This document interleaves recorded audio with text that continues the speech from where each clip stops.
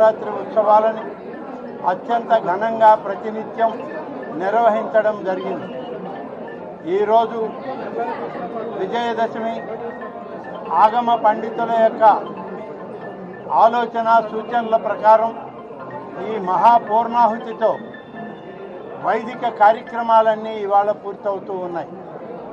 ఈ సందర్భంలో ఆంధ్ర రాష్ట్ర ప్రజానీకానికి, తెలుగు ప్రజలందరికీ కూడా అమ్మవారి ఆశీస్సులు, దీవెనలు ఉండాలని ఈ రాష్ట్ర ముఖ్యమంత్రి గారు శ్రీ నారా చంద్రబాబు నాయుడు గారికి, అలాగే నారా లోకేష్ గారికి, వారి కుటుంబ సభ్యులకు, ఉప ముఖ్యమంత్రి శ్రీ పవన్ కళ్యాణ్ గారి యొక్క కుటుంబ సభ్యులకు, రాష్ట్ర ప్రభుత్వ మంత్రివర్గంలో ఉన్నటువంటి ప్రతి ఒక్కరి కుటుంబ సభ్యులకు అందరి ద్వారా సర్వతోముఖాభివృద్ధి రాష్ట్రంలో జరగాలని, ప్రతి కుటుంబం సుఖ సంతోషాలతో ఉండాలని, ఎటువంటి అపచారాలు లేకుండా పూర్ణాహుతి వరకు సక్రమంగా పూర్తిగా దేవాదాయ శాఖ ఆధ్వర్యంలో ఈ ఆలయం యొక్క ఈవోలు, అధికారులు, అలాగే రాష్ట్ర ప్రభుత్వం యొక్క మంత్రివర్గ సహచరుల యొక్క సూచనల మేరకు గౌరవ ముఖ్యమంత్రి నారా చంద్రబాబు నాయుడు గారు ఇచ్చినటువంటి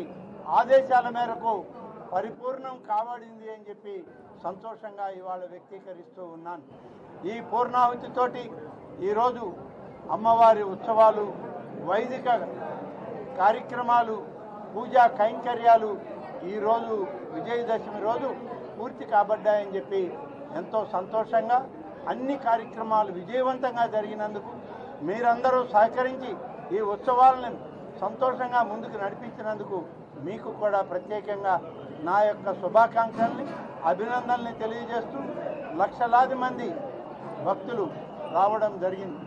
నిన్న సాయంత్రం వరకు 13,80,000 మంది భక్తులు మరి వారు దర్శనం చేసుకోవడం, అమ్మవారి యొక్క ఆశీస్సులు తీసుకోవడం జరిగింది. ఈరోజు లేటెస్ట్ సాయంత్రం మళ్ళీ ఇవ్వడం జరుగుతుంది మీ అందరికీ. అన్నప్రసాదం దాదాపుగా 2,90,000 మంది పై వరకు ఈ అన్నప్రసాద వితరణ జరిగింది. లడ్డూ ప్రసాదం కౌంటర్లలో కానీ, మొన్న మూలా నక్షత్రంలో, ఇవాళ విజయదశమిలో ఉచిత లడ్డూ ప్రసాదం భక్తులందరికీ కూడా పంపిణీ చేయడం జరుగుతుంది.